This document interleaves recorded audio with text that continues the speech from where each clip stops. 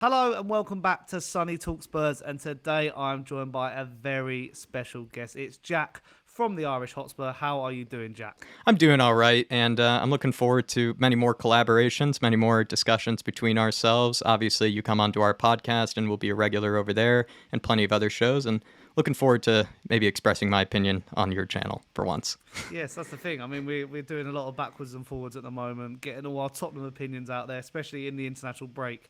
And I wanted you to join me today because as I was leaving Talkswalk Towers, because obviously that's where I work, they had a very interesting phone-in. Obviously, they have Andy Goldstein and former Spurs player Darren Bent, who is now a really massive Arsenal fan, sort of out of the woodwork. And the phone-in they were having were, are Spurs fans getting a bit too carried away or excited? Obviously, at the time of recording, Spurs are top of the Premier League on goals scored over their North London rivals, Arsenal. So I'm just going to fire the question straight away at you, Jack. Are Spurs fans getting carried away? Are we right to be a bit carried away? Or do you think the majority Spurs fan is maybe a bit like myself, who's just a bit like, don't get too ahead of yourself, but we are enjoying it? I think it's a bit of all of the above. I would say Spurs fans should get carried away. There's no problem with getting carried away at this stage because we've kind of survived a few different tests, at least in my opinion. And also when I look at it, it feels like at this stage, we kind of know that Spurs at least should be now challenging inside sort of the top 4, top 5. I would be pretty disappointed, actually, if we ended up dropping outside of that. Even somebody, and I didn't fact check this at all, so this could be completely untrue, but somebody in our comments recently said that I believe they said no team has finished below third at this stage with 20 points or more after 8 games played. So if we were to, finish outside third place, of course, Spurs would be probably the one team to kind of break that record. But it does seem like, yeah, you can get carried away because at this stage, majority of teams and history has shown that, yeah, like we start to, figure out where the league is. This is kind of who, the serious teams are and where they seem to lie. Yes, there will be some late surges. Yes, there will be some teams that might sort of make a huge comeback up the table. But I would say right now, this is sort of the established pack, and we definitely belong in that established pack. Does that mean, we're going to be a title challenger for the season? Maybe not, but it looks like right now, a majority of the teams are more evenly matched than they were previous seasons. Teams can take off points from Man City, off of Liverpool, off of other sort of, imperious kind of sides that are used to be kind of dominant in the league. I would say teams are nowhere near as dominant, at least this season, than in previous seasons. So Spurs are part of that established pack, and with good reason, and you can definitely get carried away with that if you like. I think the thing is, what I've noticed is people are hitting us with a bit of a stick because last year we started good under Conte, similar sort of record. I think maybe similar sort of points and results and stuff like that. So maybe that's why they're like, well, we saw how that went downhill. But the thing I would counter argue that with is we weren't playing good football. We're now playing good football. All the players that we have in the team that were previously there are doing well. I'm looking at Basuma, apart from the red card. I'm looking at, Pedro Porro and people like that at stages last season weren't doing well. And then the signings we've made have all hit the ground running, Vicario, Maddison, Micky van der Ven. So there isn't really any negative at the moment to really talk about Spurs, hence why it's all positive talk. No one has mentioned Harry Kane once. They've actually mentioned it in the opposite regard of, do they even need him? Was he holding them back? I know, is he jealous? Yeah, he seems to be asked all the time now, doesn't he? Like, oh, are you looking? It's like, yeah, I'm looking, yeah, whatever. So, yeah, it's just a weird situation, isn't it? That, I feel like most Tottenham fans, like myself, were going to be happy with, say, 6th or 5th, and 5th might get us Champions League as well, and an improvement on the pitch and off the pitch. And we sort of have got those two already in stages. But do you reckon, has your pre-season prediction changed at all? Oh, yeah. Oh, what was it again? Did you put us 9th? I think 6th or 7th. Dave was as far as 9th or 10th. He had them pretty further down. I think I'm surprised Dave would put that though, because he's been quite positive the last couple of weeks, most Spurs fans. So. He's probably one of the best at being positive, but I think he also, will have his stage of realism as well. And I think he was he's a guy that was a big, supporter of Harry Kane, and I think was somebody that sort of thought that, let's be honest, right, that this was going to be a season where Spurs could end up kind of struggling to put goals in the back of the net if Postecoglou's system didn't sort of hit the ground running in the way that it has. But it has, and it has sort of taken over the whole Premier League, this sort of style of play. So I feel like maybe that's where, Dave and plenty of other fans probably didn't expect, it to sort of hit the ground running in this sort of way, to see players like Sonny, Maddison, all sort of fitting in so quickly. I think it was sort of surrounded by that anticipation that Spurs were going to really struggle without their main man. And also, who's to know whether that defense was going to be as good as what it is right now. It's showing to be a very solid and very reliable defense. Who's to know whether we could really have, predicted that at the beginning of the season. I think Pedro Porro was somebody people had question marks over. A lot of people had question marks over Vicario that you and I have had conversations about in the past as well. And you think about it that way, Spurs probably were not really as, expected to really be challenging in the way that they were. In comparison to last season, just quickly what you brought up, I think all Spurs fans did sort of admit to an extent that we were kind of getting away with it, and we were getting through games, with a bit of luck, as well as just, a bit of kind of grinding it out type of attitude. And it feels like now it's just different because we're actually dominating teams and we're actually sort of taking it to them, and we sort of do deserve all 3 points, whereas previously with Conte, a lot of times it just didn't really feel like any team really deserved the 3 points. It was just whoever kind of got through at the end of the day. And now we don't really have to sort of come up with that type of rationale, or we don't have to sort of, in a way, kind of defend or rationalize sort of the, the style of play that we had under Jose and Conte just to get points possible, just to get whatever we can get. Now we can be proud of what we're doing, and we're clearly, getting the points with it. But I think that's what sort of, I think to answer your original question, my predictions have changed dramatically. I think I was around 6th or 7th. I would say now I expect us to finish inside the top 5. And if we didn't finish outside the top 5, I would actually be disappointed. I think what we have to see is the teams who have sort of dropped off a little bit, will they come back? Your Chelseas, your Man Uniteds, even your Newcastles, they're sort of finding their form again after a tricky start. Brighton, Villa, there's a lot of teams in and around who are going to be putting up a bit of a fight. But flipping it a bit on its head now, obviously positive, very positive, are we getting excited? Is there any part of you where you can pinpoint a nervousness? Because I know what mine's going to be. Yep. My nervousness is... Actually, there's two.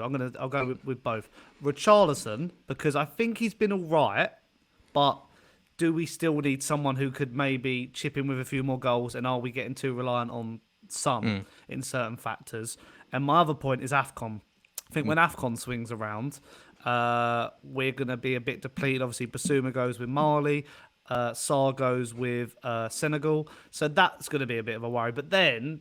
you hope Bentancur's back, and we've seen the news today about him being closer to a return than we thought. But my dad's like one of these fans where he'll go like, but he might not be the same player, and it's like, great. So we could, are we going to get the same player that we had, or are we going to get someone who's well off the pace and can't handle the Premier League again? So they're my two big ones. But is there any? I mean, do you agree with them? Is there any? I agree with your worries. Yeah, I agree with your worries. I sort of disagree though on actually whether we need another forward or whether we need another goal scorer right now, because we're already so flushed with forwards as it is. Like, there are a lot of guys that sort of do end up sitting on the bench, and if you want Richarlison to leave this January, then definitely go and find a replacement for him. But at the moment, we sort of do have 3 goal scorers to pick from, like, that are not really creators, more kind of goal scorers. I would say Sonny's one of them.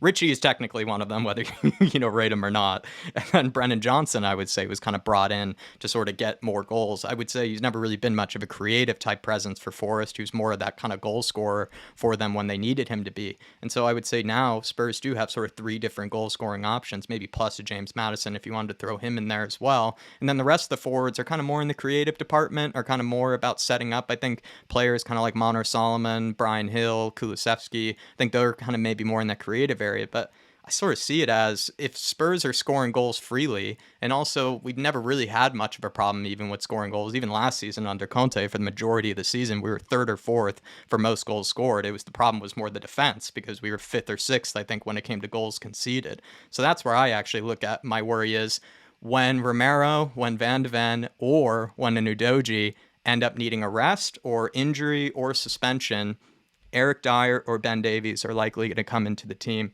And that's where I feel like there's going to be a huge drop-off. Phillips, though, or maybe some youth players who could come in. I hope that's the case, but I'm worried that could end up happening, where a Dyer or Davies could end up coming in for one of those guys, and I could see the drop-off in quality being that dramatic that we do start dropping points and we do start ending up conceding goals that we normally wouldn't be, or even in possession we're not as great. Like I would say that's the case with Ben Davies. I just don't think he's good enough in possession actually for this system. He's too happy to pass it sideways, too happy to give it to somebody else to make something happen. He's even a bit scared, it looks like, when actually trying to take it past his man or trying to carry it up the pitch. Dyer is far too slow on the ball. Some think he's a great passer, but I think he takes way too many touches just to make sometimes a pretty simple pass. And even when we see him defensively, he's just not good enough in these sort of one-on-one moments to really, close out any danger like we've seen with Romero, like we've seen with Van de Ven. You really need some good last-minute defending type of skills, and he's shown last season that he's not that type of player. So I'm worried about when those guys are going to end up being rotated into the team, do we start dropping points unexpectedly kind of in games that we should really be expecting to win, or some of the bigger games that come up this season.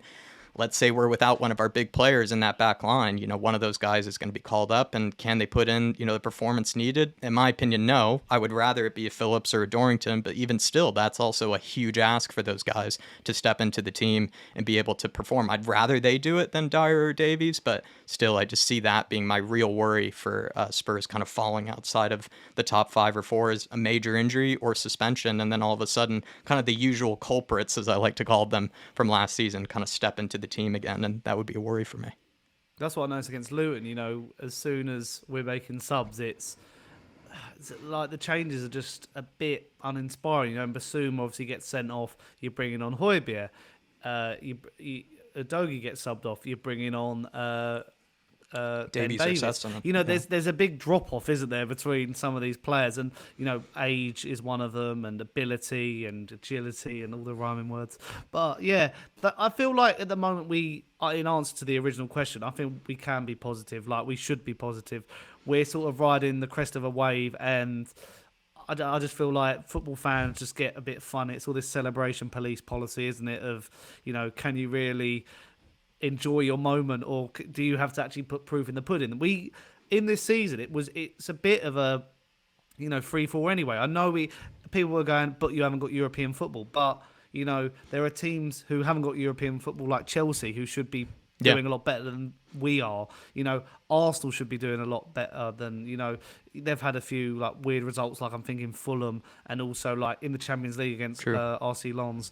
Manchester United, all the teams that I listed before, a lot of them are still underperforming. So we just happen to be the top of a pack that is not doing too well. And people will say we've had a favourable run, but I still think you've got to beat what's in front of you. Burnley, Bournemouth, and Luton, all away from home, all could be banana skins. The old Tottenham would have probably lost against at least Luton, one of those, down to 10 men. So yeah, I think got to remain positive. And any final thoughts on positivity, Jack? No, keep happy clapping. I would say Ange has given you guys the license to do so. He's even said, get ahead of yourselves. Feel free to do so, and I think that was well said by him. I'm happy to be a bit overly optimistic. I think it's just part of my nature. It's also part of, I think, in a way, kind of being a Spurs fan. I think most Spurs fans I've met are always a bit more on kind of the hopium optimistic side than they really are in the other. And this is, I think, a time where you can rightfully feel that way, even if there are some doubts, like we just mentioned towards the end there. Plenty of other teams also have their worries, and plenty of other teams also have some things that could end up not going their way. That would also cost their season too. So for right now, I'd say Spurs fans, feel free to happy clap. Feel free to get ahead of yourselves, because that's what football is all about as well. Well, there we go. Thank you very much, Jack, obviously from the Irish Hotspur. Let me know in the comments down below, what do you reckon? On a scale of 1 to 10, how excited are you as a Spurs fan at the moment? I think that's a good way to judge it, a little scale from 1 to 10. Nice. And if you have enjoyed it, obviously, leave a like on the video, subscribe to Sonny Talk Spurs, head over to the Irish Hotspur. I'm on their podcast quite a lot recently. I think we're talking about Johan Lang. Johan Lang. So obviously, good positive vibes again from Tottenham Hotspur. And yes, so good to see you, and I'll see you all soon. Bye. See you, everybody. Bye.